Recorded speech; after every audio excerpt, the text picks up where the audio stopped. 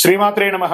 సద్గురు జ్యోతిష్యాలయం నుంచి ఈ సంవత్సరం మనం కొన్ని తెలుసుకోవడం ఒక ముఖ్యమైనటువంటి విషయాలలో 2025 వార్షిక సంవత్సరంలో ఏ రాశి వారు అత్యంత అదృష్టవంతులుగా ఉంటారు?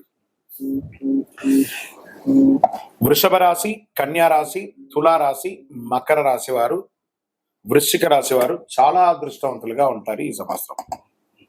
2025 తులాలో జన్మించిన వారు తమ జీవితంలో అనేక రంగాల్లో అద్భుతమైన ఫలితాలు చూస్తారు.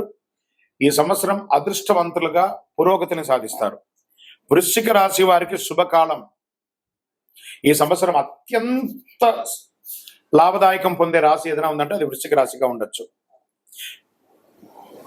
మే ముందు వరకైతే ఇంకా చాలా బాగుంటుంది. కుంభరాశి వారికి ఈ సంవత్సరం అదృష్టమా? 2025లో కుంభరాశిలో జన్మించిన వ్యక్తులు మీ జీవితంలో మిశ్రమ ఫలితాలు చూస్తారు.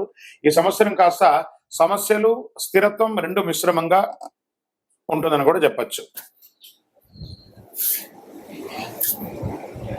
అందరూ ఎదురు చూస్తున్నటువంటి మూడాలు. ఈ మూడం అంటే ఏంటి? అసలు మూడంలో ఏం చేయాలి, ఏం చేయకూడదు, మూడం ఎప్పుడు వస్తుంది, ఏ గ్రహం మీద ఉంటుంది అని అంటే గురు మరియు శుక్ర మౌఢ్యాలు ప్రవేశిస్తున్నాయి. మౌఢ్యం అంటే ఎందుకు వస్తాయి? మూడాలతో సమస్య ఏంటి? ఈ రోజుల్లో శుభకార్యాలు చేయొచ్చా, చేయకూడదా? చాలా మందికి ఇది ఒక ప్రశ్నగానే ఉండిపోతుంది. మూడం అంటే నవగ్రహాలు సూర్యుడి చుట్టూ తిరుగుతూ ఉంటాయి. వీటిలో భూమి కూడా ఆ గ్రహమే.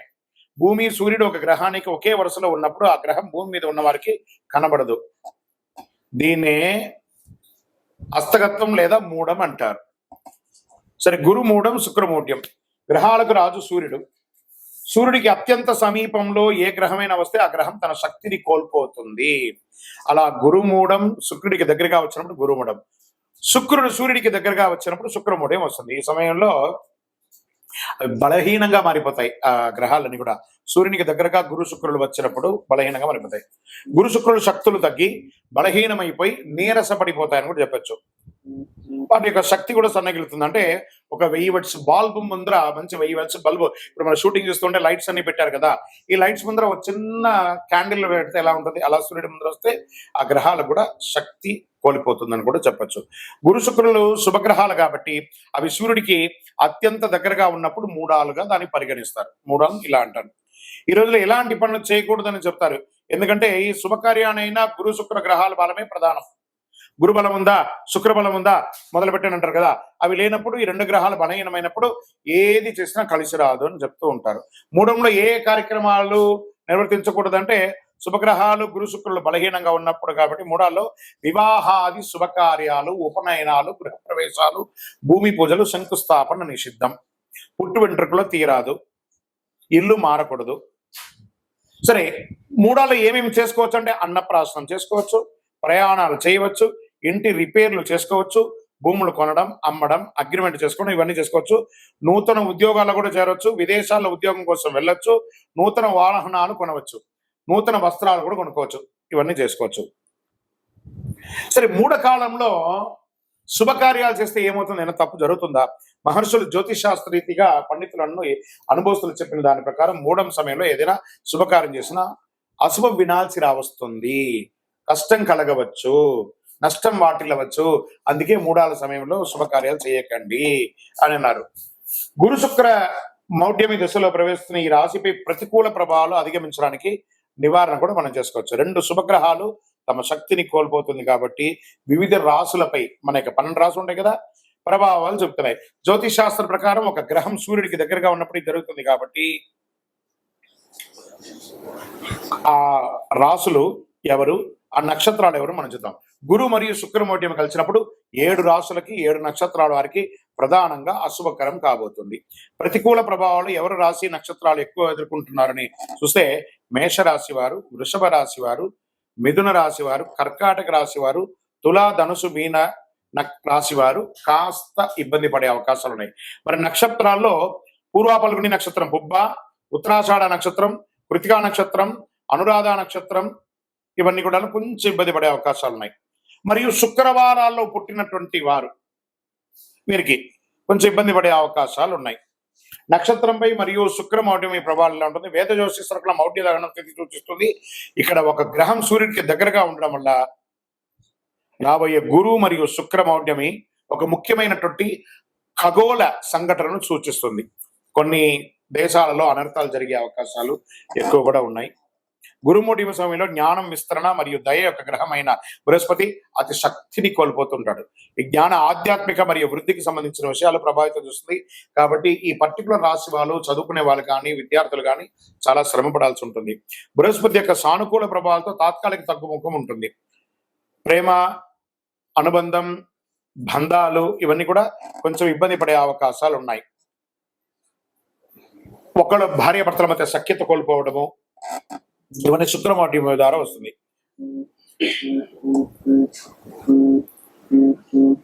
వృషభ రాశిలో గురుమౌఢ్యమి సమయంలో బృహస్పతి యొక్క సానుకూల ప్రభావాలు బాగా తగ్గుతుంది.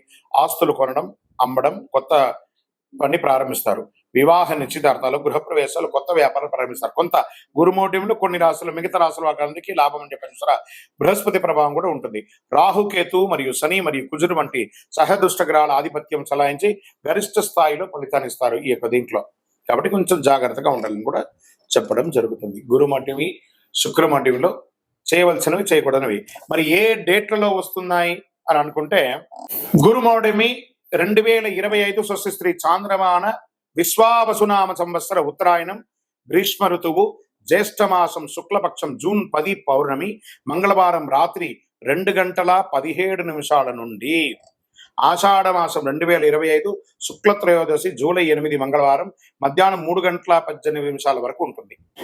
మరియు శుక్రమౌఢ్యమి ఎప్పుడు వస్తుంది అని అనుకుంటే 2025 శుక్రమౌఢ్యమి 2 సార్లు వస్తుంది. చూడండి, స్వస్తి చాంద్రమాన శ్రీ క్రోధినామ సంవత్సర పాల్గొన మాసం మార్చి 18 మంగళవారం ఉదయం 7:15 ప్రారంభమయ్యి, పాల్గొన మాసం శశిర ఋతువు ఉత్తరాయణం మార్చి 28 శుక్రవారం వరకు ఉదయం 6:30 వరకు ఈ శుక్రమౌఢ్యమి ఉంటుంది. శుక్రమౌఢ్యమి స్వస్తి చాంద్రమాన విశ్వావసునామ సంవత్సర దక్షిణాయనం హేమంత ఋతువు మార్గశిర మాసం శుక్ల దశమి ఆదివారం నవంబర్ 30 మధ్యాహ్నం 1:58 ప్రారంభమయ్యి, శుక్రమౌఢ్యమి 2026 సంవత్సరం ఉత్తరాయణం మాఘమాసం కృష్ణ ఏకాదశి ఫిబ్రవరి 13 శుక్రవారం రోజున ముగిస్తుంది. ఈ సమయాలలో శుభాది కార్యక్రమాలన్నీ కూడా నిషిద్ధమని కూడా చెప్పడం జరుగుతుంది. విజయోస్తు.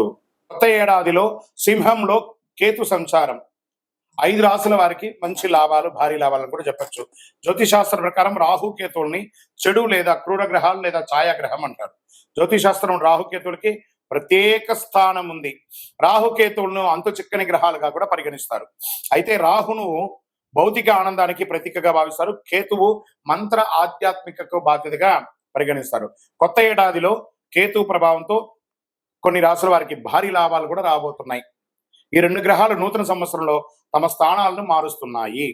కొత్త ఏడాదిలో మే 18వ తారీఖున రాహు మీనం నుంచి కుంభంలోకి ప్రవేశిస్తున్నారు.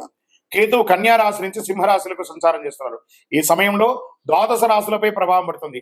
అయితే కేతు సంచారం వేళ కొన్ని రాశుల వారికి మెరుగైన ఆర్థిక ప్రయోజనాలు కలుగుతున్నాయి. ఈ జాబితాలో మీరున్నారా? ఒకసారి చూద్దామా. వృశ్చిక రాశి వారు, ఈ రాశి నుంచి కేతు 10వ స్థానం నుంచి సంచారం చేస్తున్నాడు. ఈ సమయంలో వృశ్చిక రాశి వారు కేతు సంచారం వల్ల అనేక ప్రయోజనాలు పొందబోతున్నారు. ఈ కాలంలో మీరు కొన్ని శుభకార్యాల్లో పాల్గొనే అవకాశాలు ఉన్నాయి. అవివాహితులకి వివాహం, వివాహమైన వారికి సంతానం, వ్యాపారాల్లో భారీ లాభాలు, ఆర్థిక పరిస్థితి బలంగా ఉంటుంది.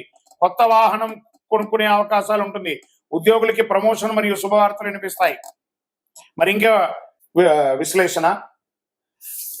మార్చి 29, 2025 తారీఖున షష్టగ్రహ కూటమి ఏర్పడుతుంది. గురుగారు దీని గురించి చాలా చెప్తున్నారు, దీనివల్ల ఏమైనా అపార్థాలు జరుగుతాయా లేదా ప్రళయం జరుగుతుందా అని అందరూ నా దగ్గర ప్రశ్నిస్తున్నారు. ప్రళయం జరుగుతుందా కాదో తెలియదు, కానీ మీరు ప్రళయంలో పడకండి. ఫస్ట్ మీరు అన్నీ చూసి రకరకాల ప్రశ్నలతో మీరు సతమతం అవుతున్నారు. అలా అవ్వకండి, రిలాక్స్గా ఉండండి. ఏమవుతుందో దీన్ని చాలా క్షుణ్ణంగా విశ్లేషించి నేను మీ ముందుకు వచ్చాను. గతంలో 2019 డిసెంబర్ 20వ తారీఖున షష్టగ్రహ కూటమి ఏర్పడింది. ఆ తర్వాత కరోనా మహమ్మారి విజృంభించి విలయతాండవం చేసింది. ఇక ఇప్పుడు మళ్ళీ 2025 మార్చి 29 తారీఖున షష్టగ్రహ కూటమి ఏర్పడుతుంది. షష్టగ్రహ కూటమి ఎఫెక్ట్ ఏమైనా ఉంటుందంటే ప్రళయం వస్తుంది అని అంటున్నారు. నమ్మకండి, అది అబద్ధం. ప్రళయం ఏం రాదు. ఇబ్బందులు వస్తూ ఉంటాయి. ఏమంటే జ్వరం వచ్చిందంటే పారాసెటమాల్ వేసుకొని శరీరం అంతా వీక్నెస్ కదా, అలా కొంచెం కొంచెం ఇబ్బందులు వస్తాయి, కానీ ప్రళయం అయితే రాదు. చాలా మందికి ఒక అపోహ, హెచ్ఎంపివి వైరస్ విజృంభిస్తుందా? నో. ప్రభుత్వం చక్కటి దానికి కావాల్సినటువంటి ఏర్పాట్లన్నీ చేస్తున్నారు. అలాంటి ఏ భయం పెట్టుకోకండి. అయితే ఈసారి కూడా గతంలో షష్టగ్రహ కూటమి ఏర్పడినప్పుడు కరోనా మహమ్మారి విజృంభించినట్టు ఈ హెచ్ఎంవిపి వైరస్ విజృంభిస్తుందా అన్న ఆందోళన పలువురిలో వ్యక్తం అవుతుంది. కాబట్టి ఈసారి ఏర్పడే షష్టగ్రహ కూటమి అంత ప్రభావవంతమైన కూటమి కాదు అని విశ్లేషకులు, గురువులు అన్ని గ్రహాలను దృష్టిలో పెట్టుకొని చెప్పడం జరుగుతుంది. దీనివల్ల తీవ్ర పరిణామాలు ఎదుర్కొనే అవకాశం లేదని జ్యోతిష్ శాస్త్ర నిపుణులు మల్టిపుల్, ఒకరు కాదండి, అందరూ చెప్తున్నారు. 6 గ్రహాలు మీనరాశిలో సంచారం. గత ఏడాది అక్టోబర్ 23వ తారీఖున రాహు మీనరాశిలోకి ప్రవేశించి సంచారం చేస్తున్నాడు. జనవరి 28వ తారీఖున శుక్రుడు మీనరాశిలోకి ప్రవేశించాడు. ఇక ఫిబ్రవరి 28వ తారీఖున బుధుడు మీనరాశిలోకి మార్చవుతున్నాడు. మార్చి 15వ తారీఖున రవి మీనరాశిలోకి వస్తున్నాడు. మార్చి 28న చంద్రుడు మీనరాశిలోకి వస్తున్నాడు. మార్చి 20వ తారీఖున శనిదేవుడు మీనరాశిలోకి వచ్చేస్తున్నాడు. సో మీనరాశి వాళ్ళు కొంచెం జాగ్రత్తగా ఉండండి. ఎక్కువ గ్రహమాలిక యోగం అంటారు. ఈ గ్రహాలంతా కూడా 1 by 1 ఇలా వేసి మాలలాగా ఏర్పడింది. గ్రహమాలిక యోగం అంటారు. 6 గ్రహాలు సంయోగంతో అమావాస్య నాడు షష్టగ్రహ కూటమి మీనరాశిలో రాహువు, బుధుడు, శుక్రుడు, సూర్యుడు, చంద్ర, శనులు ఉన్నారు. ఈ 6 గ్రహాలు సంయోగం చెందడం వల్ల షష్టగ్రహ కూటమి ఏర్పడిందని దాని అర్థం. ఈ షష్టగ్రహ కూటమి ప్రభావం ద్వాదశ రాశుల వారిపై మే 31వ తేదీ వరకు ఖచ్చితంగా ఉంటుంది, అన్ని రంగాల వారికి. మార్చి 29వ తారీఖున ఏర్పడే షష్టగ్రహ కూటమి కూడా అమావాస్యతో కూడుకున్న షష్టగ్రహ కూటమి కావడం మరొక ప్రాధాన్యత సంతరించుకుంటుందని కూడా చెప్పవచ్చు. విధ్వంసాలు కలగవు, కానీ మార్పులు ఉంటుంది. ప్రతికూల ప్రభావాలు వస్తే జాగ్రత్త పడాలి. షష్టగ్రహ కూటమి ఏర్పడిన మీనరాశిలో గ్రహాల స్థానాలను బట్టి రాజకీయంగా కాస్త చిరు సంక్షోభాలు ఏర్పడే అవకాశాలు ఉన్నాయి. ఇతర రాశులతో ఆయా గ్రహాలు ఏ స్థానంలో ఉన్నాయో తెలుసుకోవచ్చు. దాన్ని బట్టి నెగిటివ్ ప్రభావం ఇచ్చే జాగ్రత్తల పరిహారాలు పాటిస్తే మంచిది. ప్రకృతి విలేపాలు చిన్నగా జరుగుతుంది. భారతదేశంలో అంతగా ప్రకృతి విలేపాలు ఉండకపోవచ్చు. ఎందుకంటే మీనరాశిలో షష్టగ్రహ కూటమి రావడం అనేది గ్రహమాలిక యోగం ద్వారా ఉన్నది కాబట్టి మన యొక్క భారతదేశంలో అంతగా ఉండకపోవచ్చు. విదేశాల్లో కాస్త జల ప్రళయం, సునామీ, భూకంపం లాంటిది వస్తే రావచ్చు. ప్రకృతిలో వచ్చే వాటిని స్వీకరిస్తాం. 2025 శనిగ్రహ మార్పు ఎవరికి అనుకూలం, ఎవరికి ప్రతికూలం? ఒక 5 రాశుల వారికి అనుకూలం అని కూడా చెప్పచ్చు. జ్యోతిష్ శాస్త్ర ప్రకారం గ్రహాలలో అత్యంత నెమ్మదిగా ప్రయాణించే భగవానుడు ఎవరనంటే శనిదేవుడు, మందగమనుడు అంటారు. ఈ ఏడాది మీనరాశిలో ప్రవేశిస్తున్నాడు. శనిగ్రహ గోచార మార్పు వల్ల 2025వ సంవత్సరం కొన్ని రాశులు లాభాలు చేరుతాయి. శనిదేవుని యొక్క న్యాయం కర్మలను అధిపతిగా, న్యాయ కర్మలకు అధిపతిగా ఉన్నటువంటి పరిగణిస్తున్నటువంటి శని భగవానుడు ఒక గ్రహం నుంచి మరొక రాశిలో ప్రవేశించేందుకు సుమారు 2.5 సంవత్సరం సమయం పడుతుంది. శనిదేవుడు 29 మార్చి 2025లో తన సొంత రాశి కుంభరాశి నుండి నిష్క్రమించి మీనరాశిలోకి ప్రవేశిస్తున్నాడు. ఇది చాలా ముఖ్యమైనటువంటి విషయం అండి, బాగా గుర్తుపెట్టుకోండి.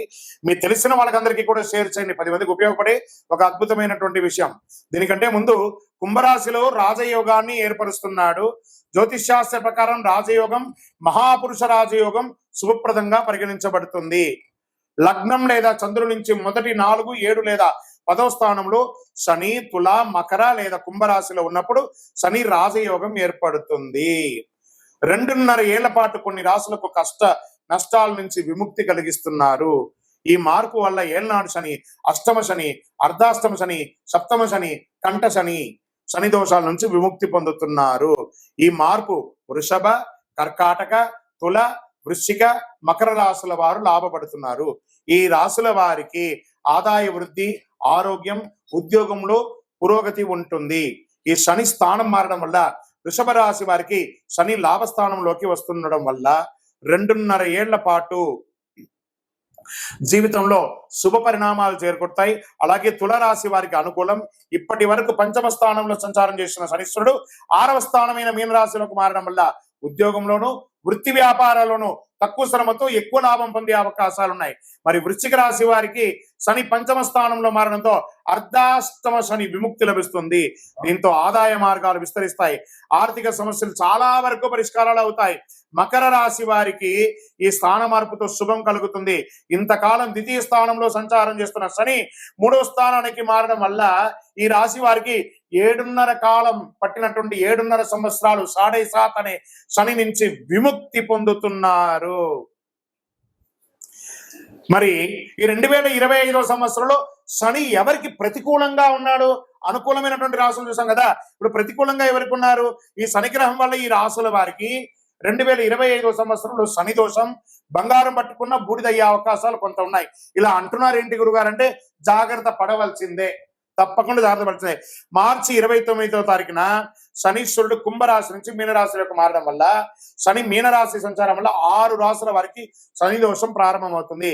ఏళ్నాటి శని, అష్టమ శని, సప్తమ శని, అర్ధాష్టమ శని అంటే శని దోషాల వల్ల మేష, సింహ, కన్యా, ధనుసు, కుంభ, మీన రాశి వారికి జాగ్రత్తగా ఉండాలి. ఈ రాశి వారికి శని దోషాలు కలిగినందువల్ల ఆటంకాలు, అవరోధాలు, వైఫల్యాలు, అపజయాలు, అనారోగ్యాలు, ఆర్థిక సమస్యలు వంటి జరిగే అవకాశాలు ఉన్నాయి. కానీ శనిగ్రహం వల్ల ఇలా వస్తాయి. మిగతా అనుకూల గ్రహం వల్ల దీని యొక్క వీర్యం తగ్గే అవకాశాలు ఉంటాయి.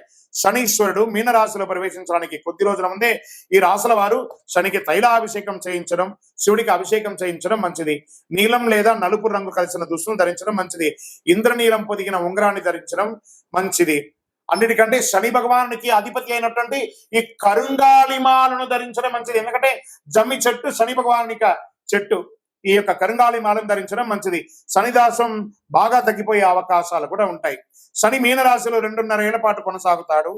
మేషరాశి వారికి వ్యయస్థానంలో శనీశ్వరుడు ప్రవేశించడం వల్ల దూర ప్రాంతాల్లో ఉద్యోగం, ఉన్న స్థానం నుంచి మారడం, దూర ప్రాంతానికి బదిలీ అవ్వడం, లేదా ఆశించిన ప్రమోషన్స్ రాకపోవడం, వ్యాపారంలో మందకోటిగా రావడం, రావాల్సిన డబ్బులు సకాలంలో రాకుండా ఉండడం, పదోన్నతి, వేతనాలు పెరుగుదల వంటి ఆశాజనకంగా ఉండకపోవచ్చు.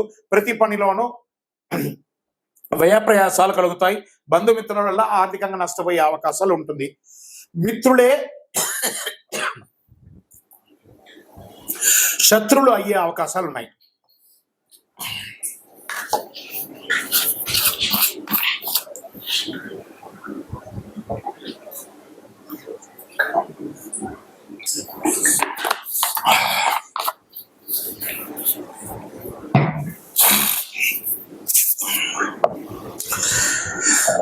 సింహరాశి వారికి శని మీనరాశి ప్రవేశంతో అష్టమ శని ప్రారంభమవుతుంది. దీనివల్ల ప్రతి పని ఆలస్యమే అవుతుంది. కుటుంబంలో ఊహించని సమస్యలు తలెత్తుతాయి. రావాల్సిన డబ్బులు ఒక పట్టాన చేతికి రాదు. ఆర్థిక వ్యవహారాలు, ఆర్థిక లావాదేవీలు నష్టాలు కలుగుతాయి. ఉద్యోగంలో శ్రమాధిక్యంగా ఉంటుంది. వృత్తి వ్యాపారాలు మందగిస్తాయి. ఉద్యోగ, పెళ్లి ప్రయత్నాల ఆటంకాలు ఎక్కువగా ఉంటాయి. ముఖ్యమైన ప్రయత్నాలు శ్రమ తప్పకపోవచ్చు. మరి కన్యా రాశి వారికి సప్తమ స్థానంలో శని సంచారం వల్ల పెళ్లి సంబంధాలు చివరి దాకా వచ్చి వెనక్కి వెళ్లే అవకాశాలు ఉంటాయి. దాంపత్య జీవితంలో సమస్యలు వచ్చే అవకాశాలు ఉన్నాయి. సంతాన సాఫల్యం కొంచెం నిరాశాజనకంగా ఉండే అవకాశాలు ఉన్నాయి.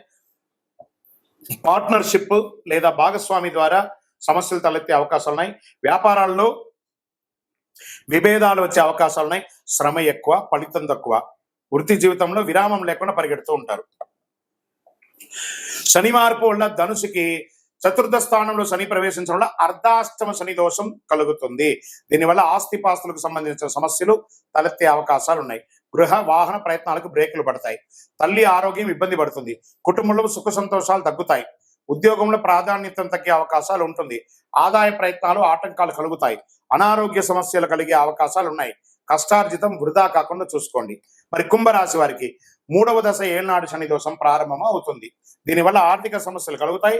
రావాల్సిన డబ్బు ఒక పట్టాన చేతికి రాదు. ధనాదాయం బాగా తగ్గుతుంది. డబ్బు తీసుకున్న ఇచ్చిన 10 పరిష్కారాలు కావడానికి చాలా కాలం పడుతుంది. కుటుంబంలో అన్నదమ్ముల మధ్య, అక్కచెల్లెల మధ్య చికాకులు తలెత్తుతాయి. శుభ కార్యక్రమాలకి ఆటంకాలు ఏర్పడతాయి. వృత్తి వ్యాపారంలో లాభాలు తగ్గే అవకాశాలు, శ్రమ ఎక్కువ కలిగే అవకాశాలు ఉన్నట్టుగా కనబడుతుంది. మరి మీనరాశి వారికి శని వల్ల శని ప్రవేశంతో 2వ దశ ఏళ్నాడు శని ప్రారంభం అవుతుంది. కొద్దిగా అనారోగ్యం పీడిస్తుంది. ఉద్యోగంలో ప్రభావం చూపుతుంది. వృత్తి వ్యాపారంలో సమస్యలు వచ్చే అవకాశాలు ఉన్నాయి. ప్రయాణాల వల్ల నష్టాలు తప్పవు. ఉద్యోగం, పెళ్లి ప్రయత్నాలు ఆటంకాలు ఎక్కువ ఉంటాయి. విజయ సాఫల్యం బాగా తగ్గిపోతుంది. ప్రతి పనికి బాగా శ్రమపడాల్సి ఉంటుంది. విపరీతమైనటువంటి ప్రయాణాలు ఉండే అవకాశాలు కనబడుతున్నాయి. వ్యయ ప్రయాసాలు చాలా ఉన్నాయి.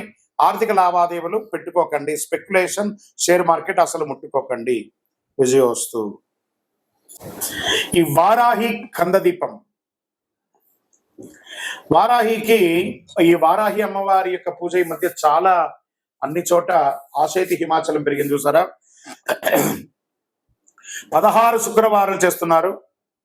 ఆ దీపాన్ని ఎలా పెట్టచ్చు అంటే, ఆ దీపంలోనే అమ్మవారిని ఆవాహనం చేసి చేయవచ్చు. ఫోటో ముందు కానీ విగ్రహం ముందు కానీ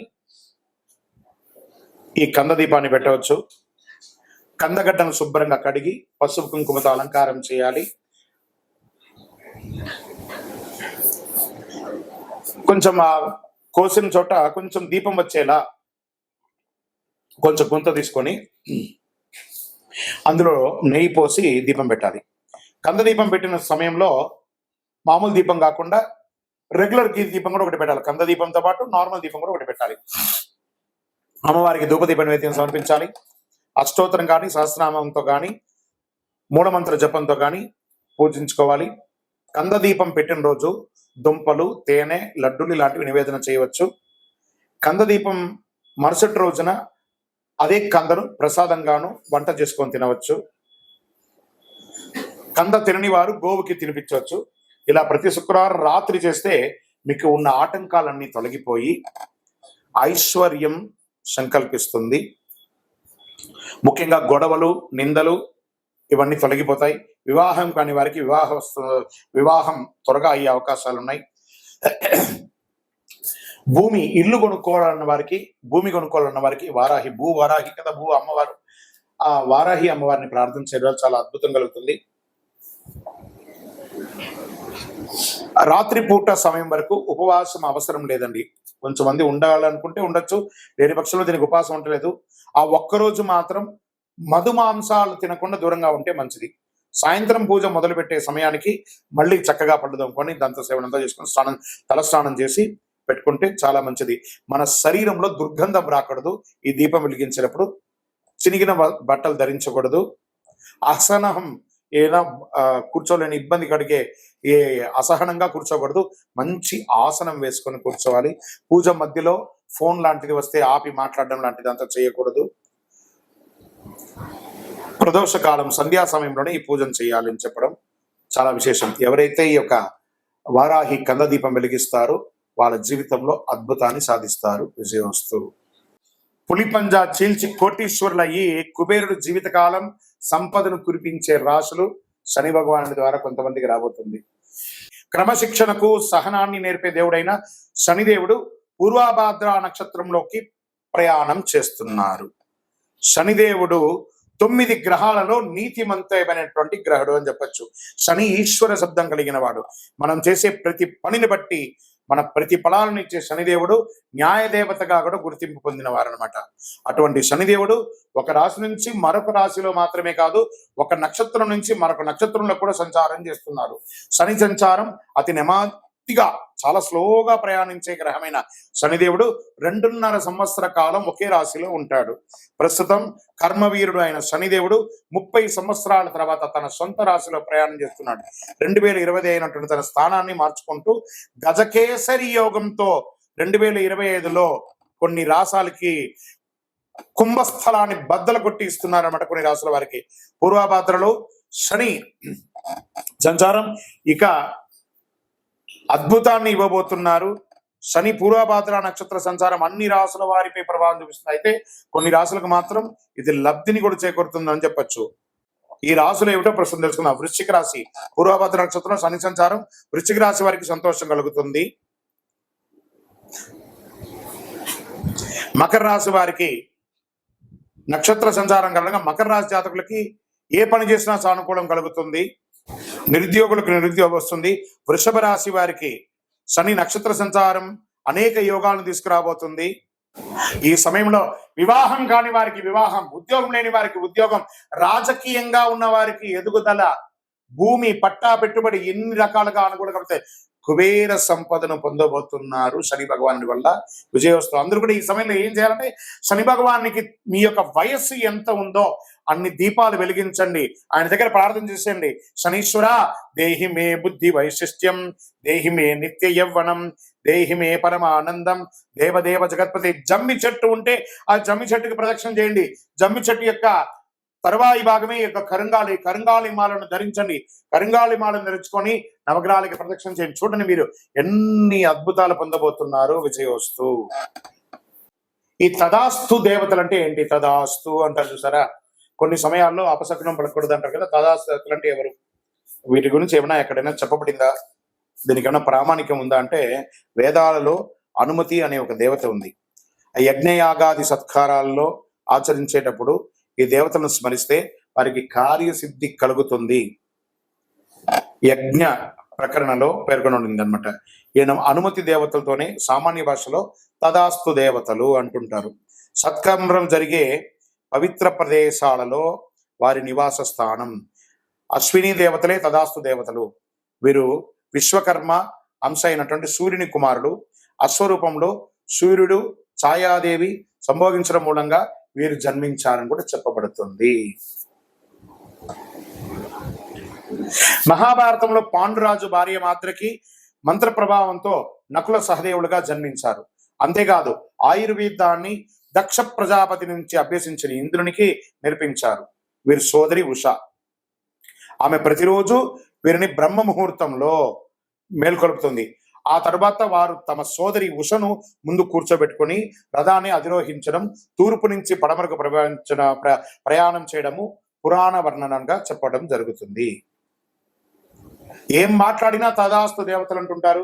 జాగ్రత్త అని పెద్దలందరూ కూడా చెప్తుంటారు. బూతులు మాట్లాడకు, చెడు మాట్లాడకు, అపశమనం మాట్లాడకు అంటుంటారు కదా. ఈ యొక్క తదాస్తు దేవతలు అందరూ అక్కడి నుంచి పారిపోతూ ఉంటారట. అలాగని మనం చేస్తే ముఖ్యంగా సంధ్యా సమయంలో ఈ దేవతలు సంచరిస్తారని అంటుంటారు. పదే పదే చెడు మాటలు వ్యక్తం చేస్తే అదే జరుగుతుందట. తదాస్తు అనేది స్వవిషయంలో వివరిస్తుంది. ధర్మానికి విరుద్ధంగా ఉచ్చరించకూడదని మాటలు. పదే పదే అంటే దేవతలు వెంటనే తదాస్తు అంటూ ఉంటారు. వీరిని తదాస్తు దేవతలు అంటుంటారు.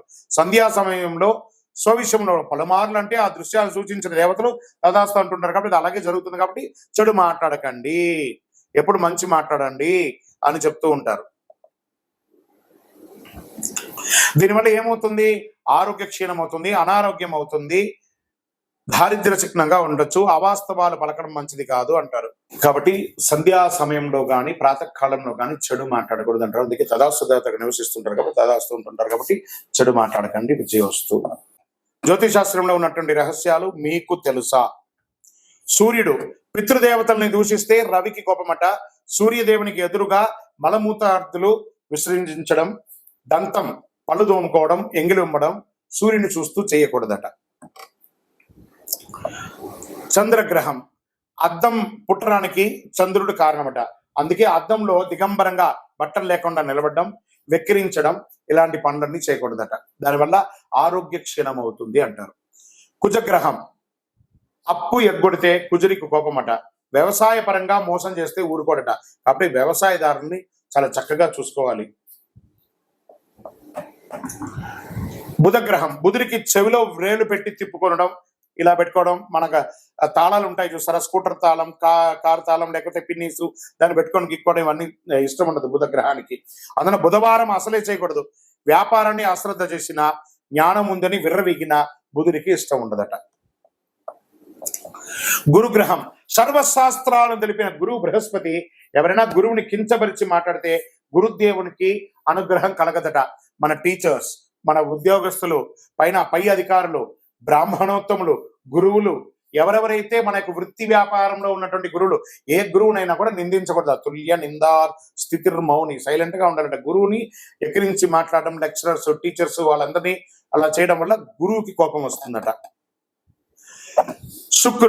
శుక్రుని భార్యాభర్త అగౌరవపరచుకోక ఆయన కూర్చుకుంటే భార్యాభర్తలు కొట్లాడుకుంటారు కదా, అలా అగౌరవంగా మరి నువ్వెంత, నేనెంత, నువ్వెంత అని ఒకరి మీద ఒకరు అనుమానం పడ్డా, అవమానపరిచిన శుక్రుడి కోపం పడ్డ ఐశ్వర్య క్షీణం చేస్తాడట. లక్ష్మీదేవి కృప లేకుండా చేస్తాడట. ఆ యొక్క శుచి శుభ్రత లేని చోట కూడా శుక్రుడు ఉండడట. మనుషుల గొడవలు లేని చోట మాత్రమే ఆయన ఉంటారు.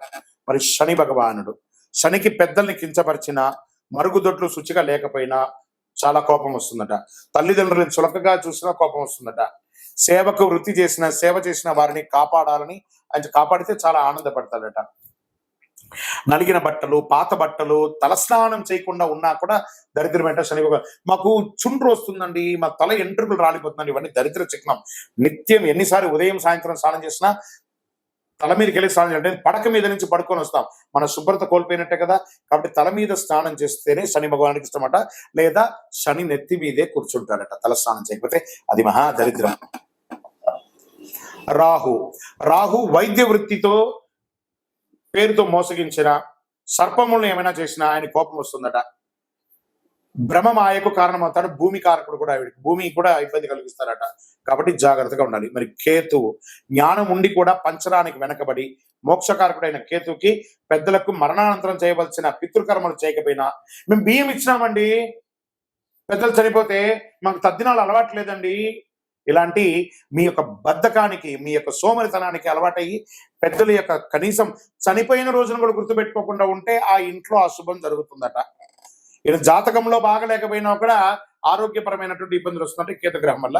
ఇవన్నీ గుర్తుపెట్టుకోవాలి. విజయవస్తు.